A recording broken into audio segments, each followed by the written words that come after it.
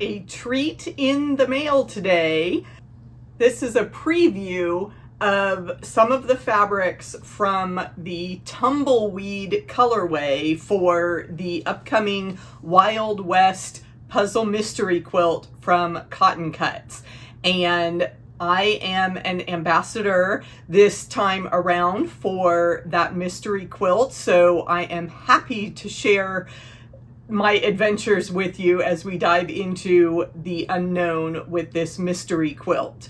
And why do I have just random bits of fabric? Well, Cotton Cuts has what they call snippets, all their leftover strips. When they are pre-cutting all the pieces for you, they bundle them up, and those are available as kind of grab bag sets of fabric.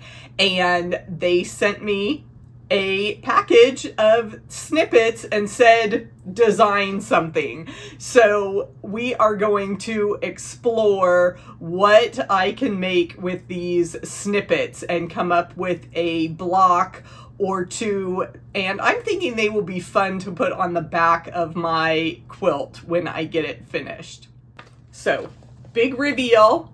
I am working with the Tumbleweed group of fabrics, the Tumbleweed colorway. And in a previous video, I gave you some choices with what I was going to choose, because we are able to pick our top 3 choices, and Cotton Cuts will then pick one for each ambassador.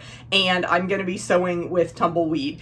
And there were some other options that were really good guesses, because there are some beautiful monochromatic blue colorways, and yes, those did speak to me. But I really like this colorway of Tumbleweed because it does have some accent colors, greens and golds, that I think will be really, really pretty and fun to work with. But I only got a few pieces here for the snippets. There's some bigger logs. There's some neutral, nice fat pieces. There's a couple long strips that kind of taper here. It's not a consistent width. And then I got some selvage edges. So this will be fun as a border or some really tiny squares. And then there were just some other small strips of this fun lighter blue. So I am going to put those all together and we'll see what I can make. I think I'm going to stick to a basic 9 patch to start off. Okay, I will be chain piecing these sets tonight as I get this little project going.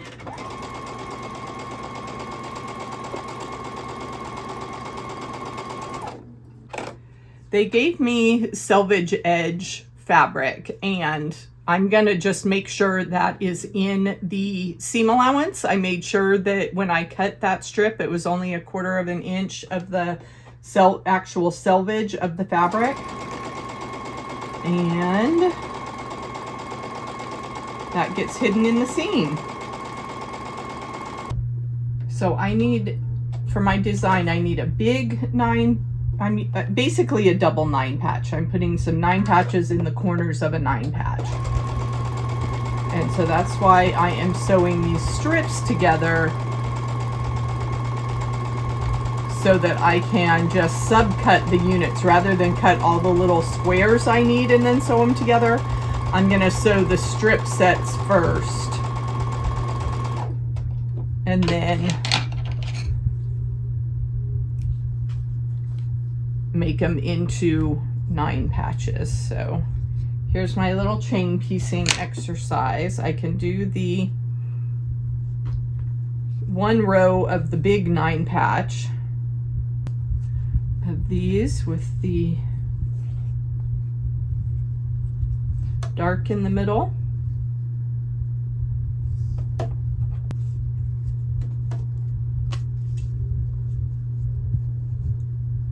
And I don't really care about matching up the ends because these will be subcut.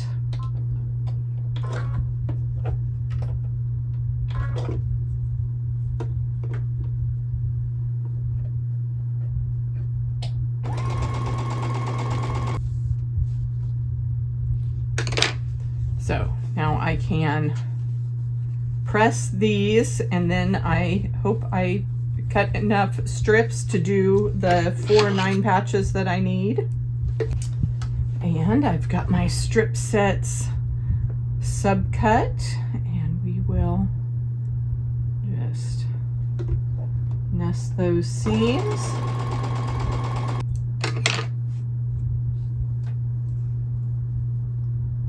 One more row to make this cute little 9 patch. When your seams don't nest, you know you've got the row in the wrong place.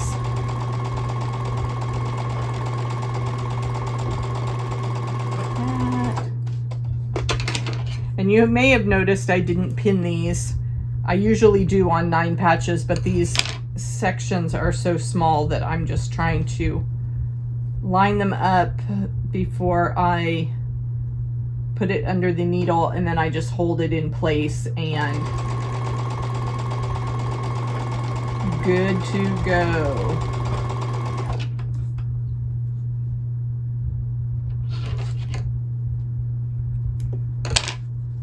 So there are my little 9 patch guys. So cute. Everything's cuter when it's tiny. And I am going to put them together with these solid squares that I cut out.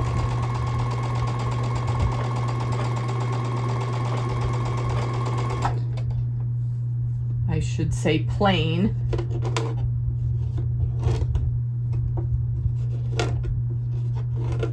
Because they don't have seams. They're not plain or solid fabric, but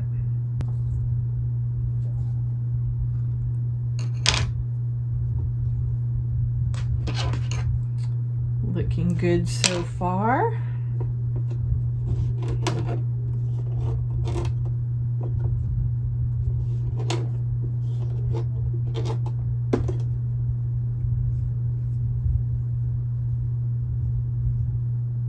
And I always put the patch that doesn't have a seam on the bottom if I have a choice.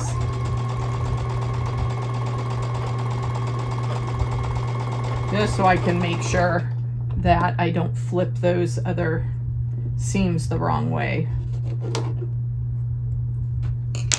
Okay, now I'm going to press that to the plain square in the center that does not have any seams.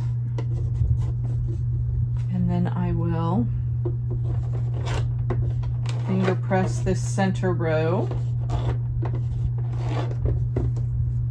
And we will line that up. This one I will pin because it's, you know, a big enough row. My double 9 patch. Okay, so you can see my my fabric isn't lining up. I'm getting a lot of bubble there, and that's because this cream square was just a tad short, and I used full seams and not scant seams on that. So we'll just ease that in. And this is just a bonus block, so I'm not too worried about it looking perfect. Just something fun.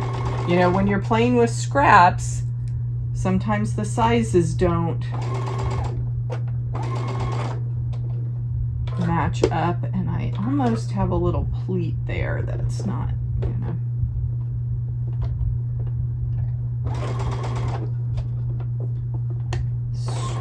Stretch, there we go. And bump that little pleat into the seam and call it good.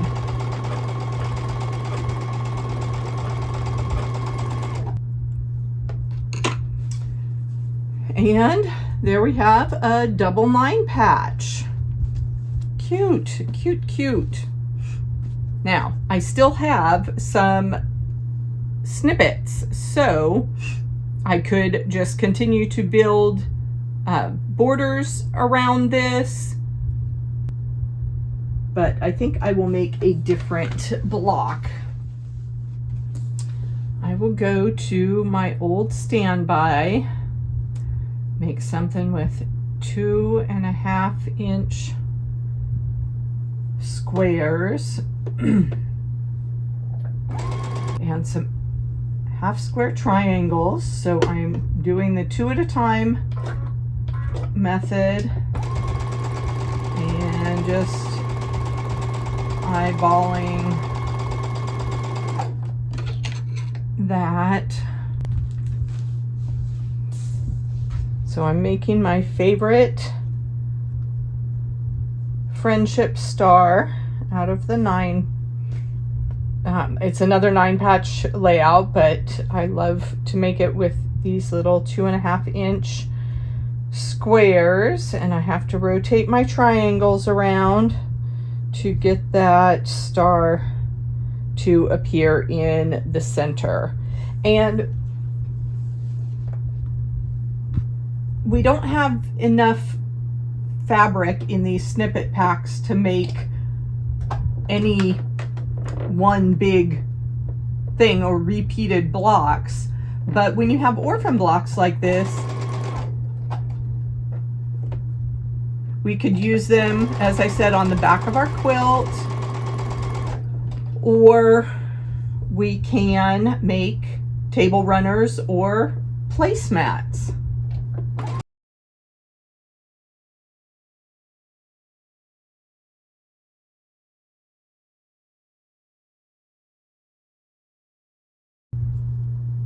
So when I have the middle row of my star, I want to make sure both these diagonals are going in the same direction. If I sewed that, I'd have kind of a rooftop looking shape, a trapezoid, and I actually want a parallelogram. So that's how I remember what direction I'm sewing everything in.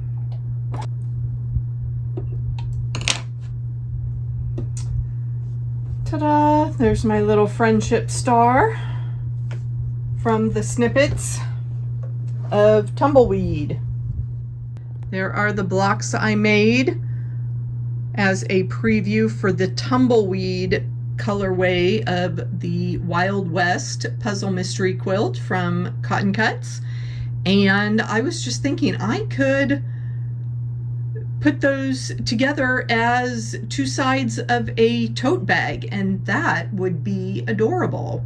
So you may see these blocks appear again.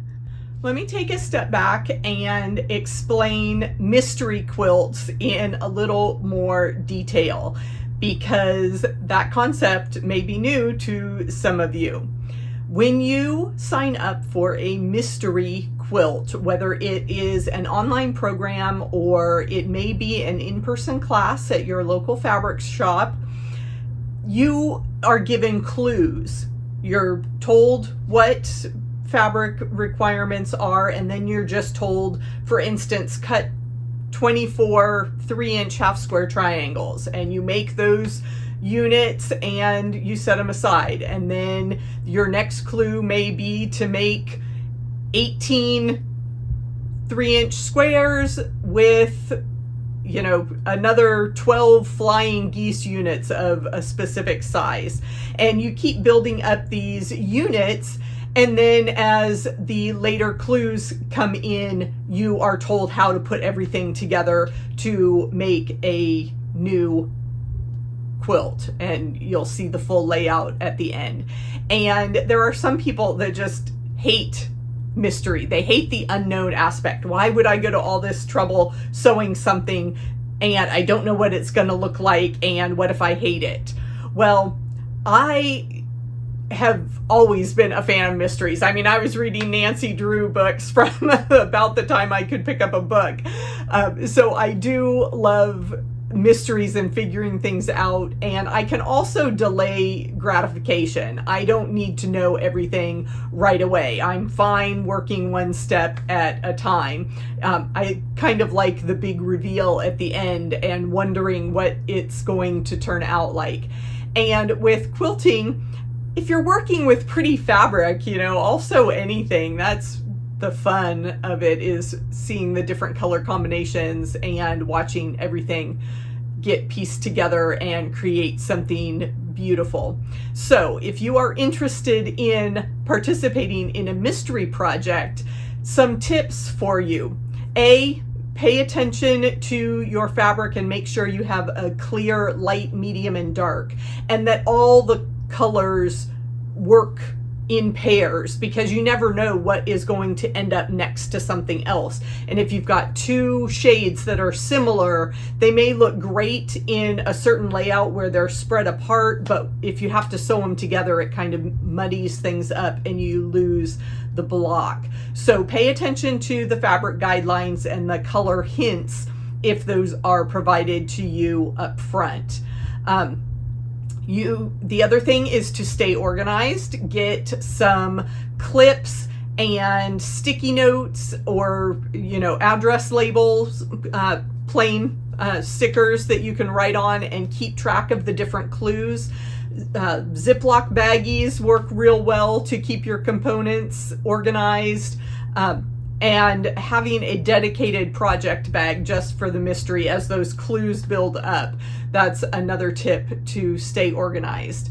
My final tip would be to do your research. Make sure you like the designer before you sign up for a mystery. I mean, unless you're totally okay with having no clue about anything and just walking in and being surprised. But Bonnie Hunter is a very well-known quilter, and she releases a mystery quilt every year. And if you've seen Bonnie Hunter's finished quilts, you kind of have an idea of what you're getting into. She uses a lot of half square triangles and flying geese and fairly small units, so you are sewing a lot of pieces together to make a full-size quilt. So you can Google the designer's name and see if you like their previous patterns that were not mysteries, and that should give you a good indication if you will be happy with the final result. Now, with Cotton Cuts, they do all the cutting for you. So if you sign up for the Wild West Puzzle Mystery Quilt, each month you will get a pre-cut package of fabric. So you don't have to worry about cutting half square triangles. You just follow the directions and put the pieces together. And they have a variety of colorways. I am drawn to all the blues. They have beautiful rainbow groupings of fabric. They have some holiday fabrics, the Christmassy red and green. They've got a Halloween colorway. They've got a really pretty neutral colorway. So there really is something that will appeal to almost everyone, I guarantee it. And if you sign up for the Puzzle Mystery Quilt, please use the code AndyWest for a special gift on your registration. We get started real soon, so head over to cottoncuts.com today to get signed up for the fall mystery, which is called Wild West. And the ideas just keep flowing. What do you think about this block using simple rectangles of fabric? If you are looking for another quick quilt, have you seen the postcard patterns? Check out this video next and let me know what you think.